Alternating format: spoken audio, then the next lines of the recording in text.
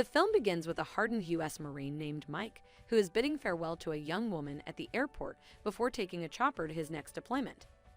In the next scene, Mike and his spotter Tommy are set up on a ledge overlooking a desert, waiting for their prey to approach.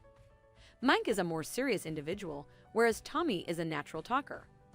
On one side, they see a great number of people on foot, while on the other, they see a large number of armed vehicles approaching. Sayed Asif, a 65-year-old terrorist, is Mike's target. As Tommy and the voice on the radio try to persuade Mike to commit the assassination, he notices that the group has gathered for a wedding and the target could be the groom's father. When the husband and bride obstruct the goal, things grow much more complicated. Mike is told to kill the groom in order to reach the goal, but he cannot bear the thought of killing an innocent person. Mike tells his command center that the target has been lost. Armed personnel guarding the ceremony then notice the pair. Then there's gunfire. The target runs instantly, forcing Mike and Tommy to flee as armed men close in on them. They destroy their GPS while running and shelter behind a rock formation. When the armed men begin walking towards the rock, Mike quickly constructs a smart distraction to divert their attention away from it. The duo requests an evacuation after avoiding the armed men, but they are informed they must cross the desert in front of them to reach a settlement 5 hours distant, where they could be picked up. They set off on foot, braving sandstorms and sweltering temperatures. Mike is entertained by Tommy's comments about his son back home. Tommy forces Mike to open up when he notices Mike is silent and appears to be upset by something. Mike says that proposing to his girlfriend Jenny is a difficult task for him. Tommy mocks him for being afraid, but he also advises him that weddings can be difficult at first, but that with time, you will get the hang of it. A warning flag flies right beneath their feet as they go through the desert. Mike takes the message seriously, noting that in the last 40 years, 33 million landmines had been buried in the desert. Tommy assures him that it's really a Berber ruse to keep intruders at bay. Mike continues to move with caution, his thoughts fixed on the warning sign. Tommy takes light-hearted comments at Mike for being an overthinker as he walks backwards a few yards in front of him. Suddenly, a click sound is heard, followed by an explosion. Tommy had walked right into a landmine. Mike takes a step towards Tommy while temporarily deaf, and hears another click where his foot just landed. In a state of shock, he freezes. The sand from the explosion begins to settle. Tommy survived the blast, but his legs were severed below the knees. Tommy shouts and trembles in agony. Mike, who is unable to move, tries to calm Tommy down. When nothing else seems to work, Mike brings up Tommy's son, which motivates him and allows him to inject himself with the morphine that the Marines keep in their front pockets. Tommy then tries to grab for his radio, but the suffering overwhelms him once more. Mike offers to remove his foot off the landmine to assist Tommy after seeing his partner in pain. Mike speculates that the landmine he stepped on may have been old and inactive. Tommy advises him against it, and in an attempt to persuade Mike, he draws his revolver and points it at his head. He shoots himself after telling Mike that he must live no matter what. Mike helplessly screams in grief. He is stuck in the desert all by himself, unable to move. He soon gets tired of standing and gets on his one knee. Mike realizes he must somehow fetch the radio lying next to Tommy, several yards away. He ties his shoelace to an axe to pull the radio bag towards himself. However, he learns that the radio's battery is dead and the spare is on Tommy's body. Mike is dejected, but thinks of another plan. He makes a makeshift arrangement to charge the radio using solar power. Mike is then able to contact his superiors. He requests immediate evacuation, but he is told that rescue choppers can't fly to his location because of frequent sandstorms. If it all goes well, a convoy will rescue him in about 52 hours. Mike gets frustrated by the response.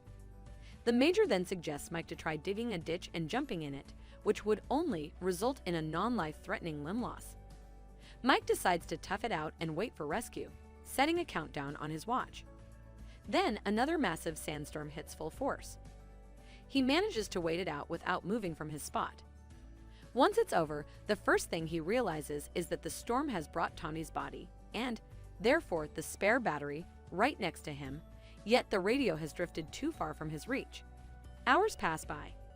Mike runs out of water and gets increasingly desperate and at times wonders about shooting himself dead. He then notices a Berber coming towards him, walking in a zigzag. Mike tries to warn him about the landmine, but the Berber imitates his actions, seemingly making fun of him.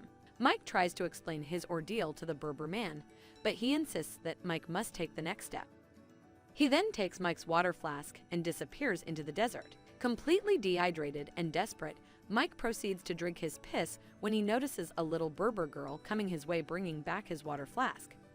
She hands it to Mike, and to his relief, it's full with water. Although the girl never speaks, using her toy soldiers, she too seemingly tells Mike that he has to step off the mine and move on. Mike tells her that he can't move and asks the little girl to fetch him his radio, but the girl doesn't understand. Desperate, Mike gets too loud, scaring the girl away. Soon, the night falls and the temperature starts to drop. Mike lights a fire to keep himself warm. He starts hearing noises of wild animals. He takes out his phone and looks at the pictures of his girlfriend to keep himself distracted. He finds a video from his girlfriend. In the video, Jenny tells Mike that she is waiting for him. Mike must win the war and come back to her as soon as possible. Mike begins to get emotional. He is afraid that he might never see his girlfriend again. Tired of everything happening to him, he starts to fall asleep, but he snaps out of it to find that the fire has died out. He finds himself surrounded by wild animals. He tries to scare them with his gun, but fails. The animals drag Tommy's body away. One animal starts to proceed toward him, but using his torchlight, Mike shoots the animal with his gun. The animal lands on a landmine, causing an explosion and scaring the other animals away. The morning arrives, and the same Berber man again drops by. He tells Mike that he is very lucky that he has survived thus far even after stepping on a landmine and spending a night in the desert with wild animals. He once again suggests Mike to step forward, but Mike doesn't comply. Mike tells him that he probably knows the location of the mines as he always walks in a pattern. The Berber responds that he doesn't know where the landmines are and he only walks in a zigzag because it is safer than walking straight. Mike again asks him to fetch his radio. The Berber man finally agrees and brings the radio back to Mike, and then heads on his way. Mike checks his watch, and there's still 24 hours left for the help to arrive. He slowly starts hallucinating. Mike sees Tommy wake up from his death. The imaginary Tommy motivates Mike and tells him that he will get out of this alive. The sun sets again, and Mike starts to think about all the mistakes he has made in his life. He starts regretting leaving his girlfriend Jenny alone and coming to the mission. He again finds himself surrounded by animals.